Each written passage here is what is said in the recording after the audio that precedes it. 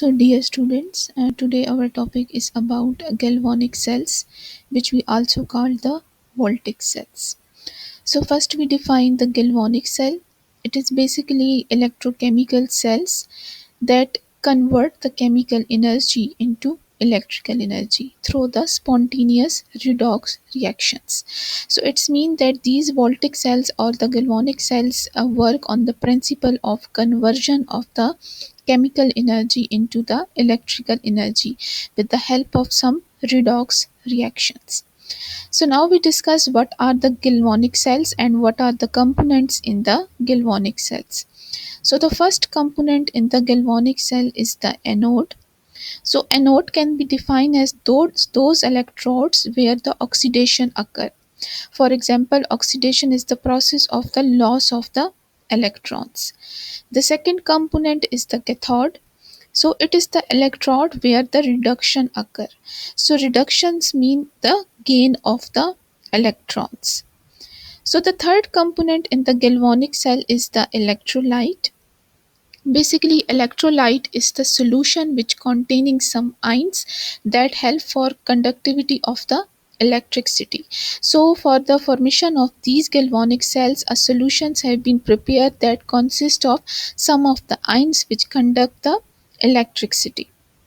The fourth component in the galvanic cell and the voltaic cell is the salt bridge. Basically, it is the bridge which connect the two half cells. For example, it's allowing the flow of the ions to maintain the electrical naturally, right? So it is the salt bridge which connect the two electrodes with each other. So now we discuss the example of the galvanic cell. The basic example of the galvanic cell is some of the batteries which use the zinc copper battery, and they based on the mechanism of the voltaic cells or the galvanic cells. So now we discuss this example with the galvanic cell that we call the copper zinc battery. So in this picture you observe that the battery operates because the zinc metal ions has a greater tendency to lose electron, right? So the blue color showing the zinc ions has the greater tendency to lose electron, and it's being the oxidized than the copper molecule. So this difference in reactor drive the flow of the electrons and then create an electrical current in this situation. In that case, the anode is the negative electrodes, which is a zinc metal ion electrodes is the anode, right? It is placed in a solution of its own ion. For example, their own ion is the zinc sulfate ions, right? So the reactions will be done where the oxidation, the loss of electrons will be happen. So the zinc metal losses mass as zinc plus 2 ions, and that this is dissolved into the solution which leaving the electron on the electrodes. So now we're discussing the cathode. Cathode is the positive electrode. So in this case, a copper metal is the electrode which is placed in a solution of its own ion. So their own ion is the copper sulfate, and there the reaction is the reduction. For example, there is the gain of electrons. So the copper ions, which is the plus 2 ions, form the solution, gain electrons and plate onto the copper electrode, which causing the copper electrodes to increase their masses. So this is the example of the zinc copper batteries, which is based on the principle of the galvanic cell, which we call the voltaic cells. The second example is the electrolytic cells. So now we discuss what is the electrolytic cells.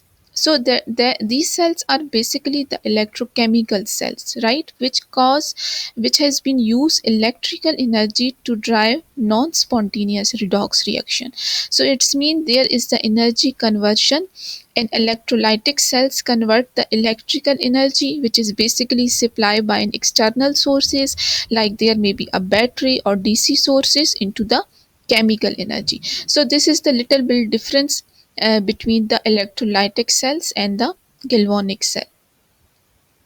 So now we discuss some of the components of the electrolytic cells.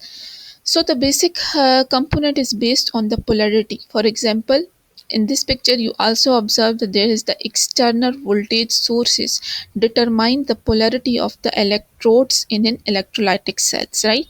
So first component is the anode. So anode is basically those electrode where the oxidation will be occur, right? So anode is always the positive electrode, and it is always connected to the positive terminal of the powerhouse. And the second one is the cathode, that is those electrode where the reduction will be occur, right? So this cathodes is the negative electrode, and it is always connected to the negative terminal of the powerhouse. Basically their positive ions in the electrolytes are attracted to and reduced at the cathode level. So after these two components, now the third component is the electrolyte. As we previously discussed, that there is the some solution containing ions, and these solutions we call the electrolyte. Now the difference is the power source. Here the power source is provides the electrical energy to drive the reactions, right? So this is the all about the components of the electrolytic cells, and basically these compounds or the solutions are aqueous solution containing free moving ions to conduct the electricity. So this is the example of the electrolytic cell. So basically there is the electrolysis of the water to produce the hydrogen and the oxygen gases.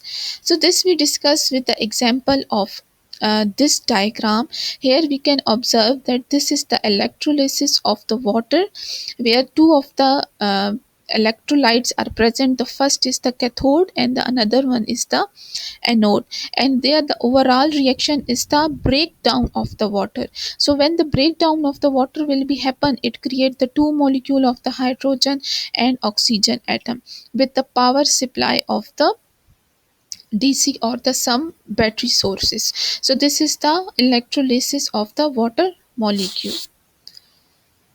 So now we discuss the third interesting examples, which we call the batteries.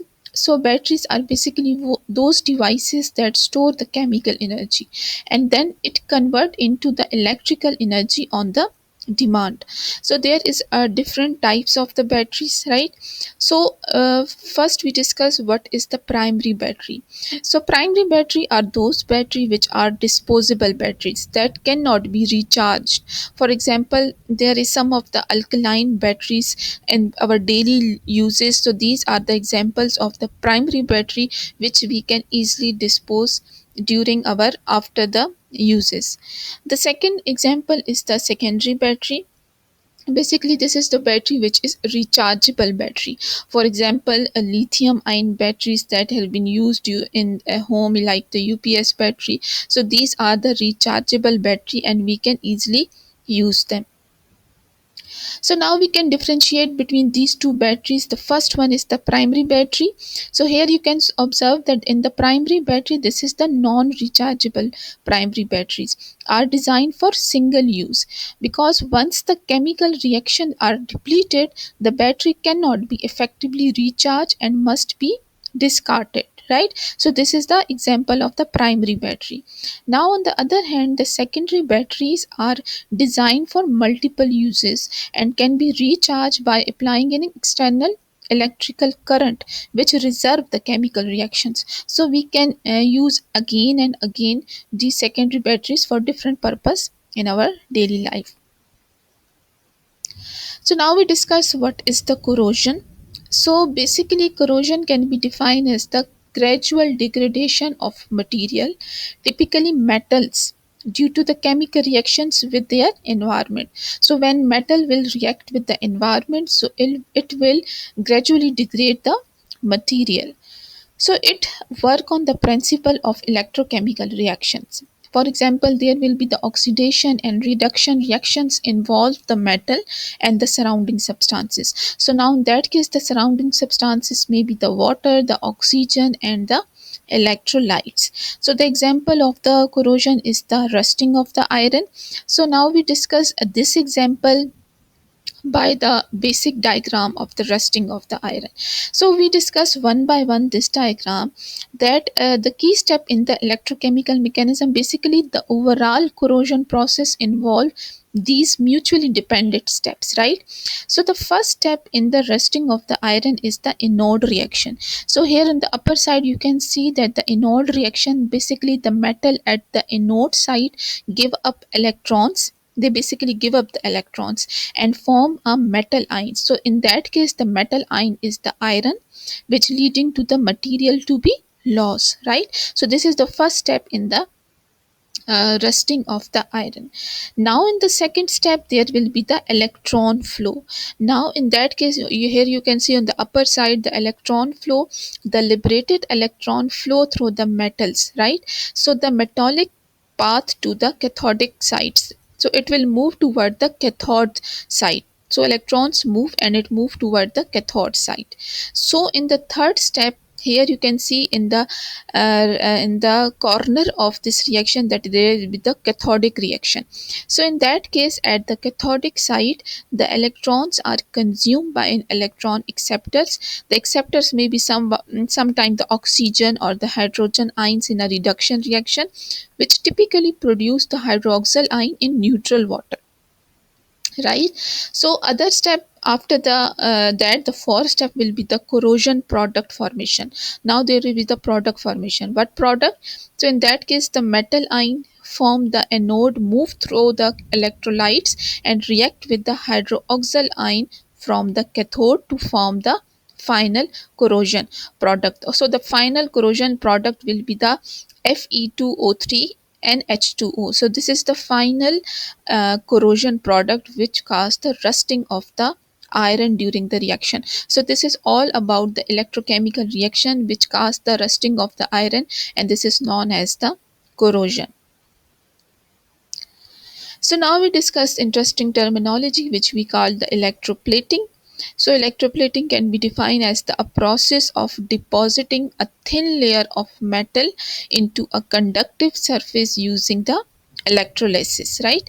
So this process have been also different component. For example, the object to be plated is made the cathode, right? So the object which you have been wanted to plate is always the cathode, and the desired material which you want to put on is the made up of the anode.